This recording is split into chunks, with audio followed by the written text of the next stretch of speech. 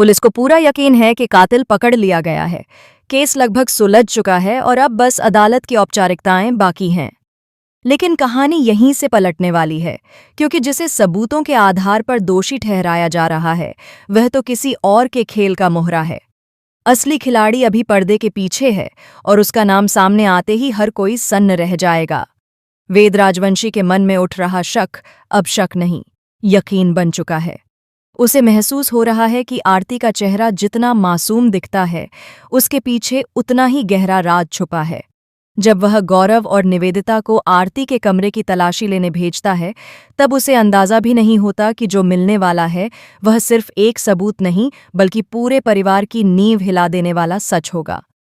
कमरे से मिली विग और साड़ी इस बात की ओर इशारा करती हैं कि कोई किसी और की पहचान ओढ़कर खेल खेल रहा था। वेद के दिमाग में अचानक तस्वीर साफ होने लगती है। क्या आरती ही अंजलि बनकर घूम रही थी? क्या वह दोहरी जिंदगी जी रही थी?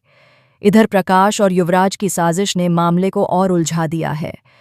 फॉरेंसिक ऑफिसर शर्मा की हत्या करके उन्होंने जो चाल चली है वह सीधा अंजलि को फंसाने के लिए थी।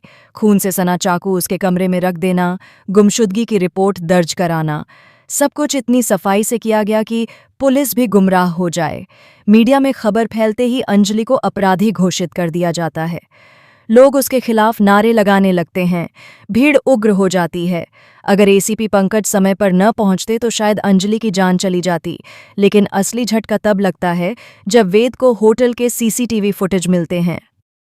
फुटेज में साफ दिखता है कि जिस रात आरती ने कहा था कि वह अकेली थी, उसी रात वह गिन्नी और एक मंत्री के साथ गुप्त मीटिंग कर रही थी। और उस मीटिंग में चर्चा हो रही थी महक के चालान की। ऐसा चालान जो किसी को बर्बाद करने के लिए जानबूझकर करवाया गया था। वेद का दिल टूट जाता है। उसे महसूस होता है कि वह जिस पर भरोसा कर रहा था वही उसके विश्वास के साथ सबसे बड़ा धोखा कर रही है। पर कहानी यहीं खत्म नहीं होती। गौरव जब सबूतों का वीडियो रिकॉर्ड कर रहा होता है, तभी उसे अलमारी के पीछे एक और फाइल मिलती है। उस फाइल में कुछ पुराने दस्तावेज होते हैं, ऐसे दस्तावेज जो बताते हैं कि विद्युत का नाम कई अवैध सौदों में जुड़ा हुआ है। यह वही विद्युत है जिस पर परिवार आंख मूंद कर भरोसा करता रहा।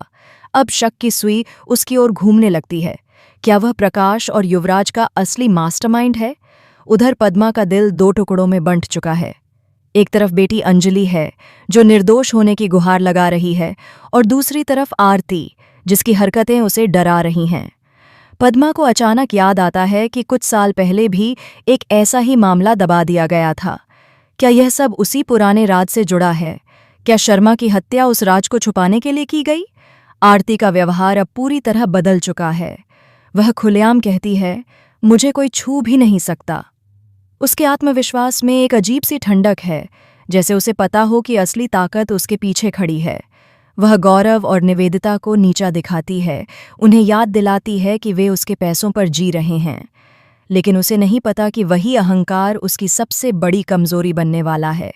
वेद आखिरकार फैसला करता है कि अब सच सामने लाकर ही रहेगा, चाहे इसके लिए उसे अपने ही घर के खिलाफ क्यों न जाना पड़े।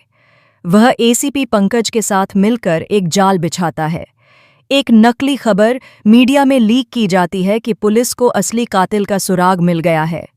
यह सुनते ही असली गुनहगार घबरा उठता है। उसी रात एक गुप्त कॉल रिकॉर्ड होती है और उस कॉल में आवाज होती है आरती की। लेकिन जैसे ही वेद उसे पकड़ने की कोशिश करता है, एक और चौंकाने वाला मोड़ सामने आता है। आरती अकेली नहीं है। उसके पीछे एक ऐसा नाम जुड़ा है जिसकी कल्पना किसी ने नहीं की थी। वह नाम है विद्युत। वही विद्युत जिसने शुरुआत से हर मोड़ पर सबको सलाह दी, सबको दिशा दिखाई। असल में वही इस पूरे खेल का सूत्रधार था। शर्मा उसकी सच्चाई तक पहुंच गया था, इसीलिए उसे रास्ते से हटाना पड़ा। अब सवाल यह है कि क्या वेद सचमुच इस जाल को तोड़ पाएगा? क्या अंजलि निर्दोष साबित होगी? क्या पद्मा अपने परिवार को टूटने से बचा पाएगी? और जब आरती और विद्युत का पूरा सच अदालत में खुलेगा, तो क्या परिवार इस सदमे को झेल पाएगा? आने वाले एपिसोड में खुलासा होगा कि असली कातिल कौन है, किसने किसे इस्तेमाल किया और कौन किसकी चाल में फंसा। रिश्तों की परतें उतरेंगी, भरोसे की नींव हिलेगी और एक ऐसा सच सामने आएगा जो सब कुछ बदल देगा। ये कहानी अब सिर्फ एक मर्डर मिस्ट्री नहीं रही, बल्कि विश्वास, धोखे और बदले की ऐसी जंग बन चुकी है जिसमें जीत किसी की भी हो, हार पूरे परिवार की होगी।